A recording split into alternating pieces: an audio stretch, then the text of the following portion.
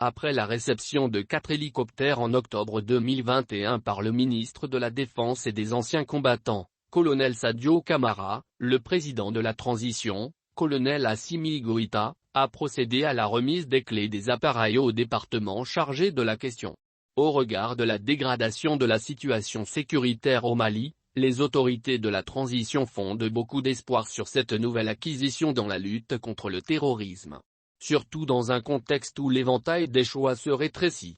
Pour la circonstance, le ministre de la Défense, colonel Sadio Camara, indiquera que le présent événement favorisera la reprise d'une vie normale sur un territoire de nouveau sous le contrôle souverain de l'État.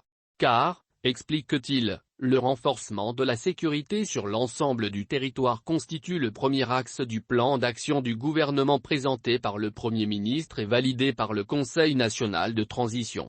Pour lui, notre pays traverse une période critique de son histoire, due à l'aggravation et la propagation de la menace sécuritaire conjuguée aux pressions internes et externes.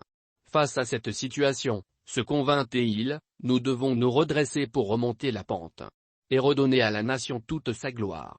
Il le faut, ou nous serons condamnés à sombrer collectivement dans l'abîme de l'histoire, a déclaré le ministre Camara. Il appartient aux Maliens de s'unir autour de l'essentiel, de faire front commun contre la barbarie et l'obscurantisme. C'est tous ensemble que nous réussirons la stabilité nécessaire pour remettre cette nation sur la voie de la prospérité et du développement, soulignera-t-il. Partant, il saluera l'engagement constant du président de la transition en faveur de la construction d'une armée robuste à même de mener à bien ses missions régaliennes. À l'en croire, le chef de l'État a manifesté sa volonté constante pour le renforcement des capacités des forces armées maliennes, FAMA, à l'amélioration des conditions de vie et de travail, et au réarmement moral des troupes. Les investissements significatifs consentis, poursuivra-t-il, pour l'équipement et les infrastructures n'en sont que la partie visible. Ils témoignent non seulement l'engagement du président de la transition d'outiller les forces de défense et de sécurité du Mali pour accomplir leur mission régalienne, mais aussi prouvent éloquemment l'accompagnement et le soutien de la nation tout entière à son armée. À l'issue de l'arrivée des 4-04 hélicoptères de manœuvre de type Mi-171, les réactions, enthousiastes du peuple malien, exprimaient leur espoir de voir notre armée devenir encore plus conquérante, plus déterminée. Les messages d'encouragement ont prouvé aux militaires que la mère patrie pense à eux, d'autant plus que l'acquisition de ces hélicoptères, des pièces de rechange, ainsi que la formation du personnel navigant et technique, ont été entièrement financés le budget national. Je souligne qu'il s'agit d'appareils neufs achetés auprès de la société d'État russe en charge de l'exportation de matériel de guerre, dont le contrat a été signé en décembre 2020, pour un montant total de 36 077 635 000, 36 077 635 000, francs CFA. Faut-il le noter, à la présente cérémonie, le président de la transition a tenu à effectuer un vol tactique à bord des hélicoptères, avec nos équipages. Afin de leur témoigner son entière confiance, mais aussi pour se rendre compte de la qualité des appareils et apprécier leur performance.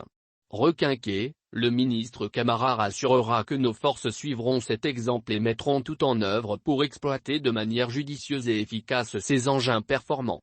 J'y engage le chef d'état-major des armées ainsi que l'ensemble des chefs militaires et j'y veillerai personnellement, insistera-t-il. À en croire l'orateur, nos aviateurs sont à pied d'œuvre pour s'approprier leurs machines avec l'appui des assistants militaires techniques de l'armée de l'air de la Fédération de Russie. De plus, la constitution de notre capacité interarmée d'assaut héliportée a déjà commencé comme montré ici à travers l'arrivée des groupes des forces spéciales à bord de l'hélicoptère aux côtés du président de la transition. Il est à noter que cette capacité a été exploitée il y a quelques semaines lorsqu'un commando a été engagé pour récupérer et exfiltrer les travailleurs chinois pris en otage.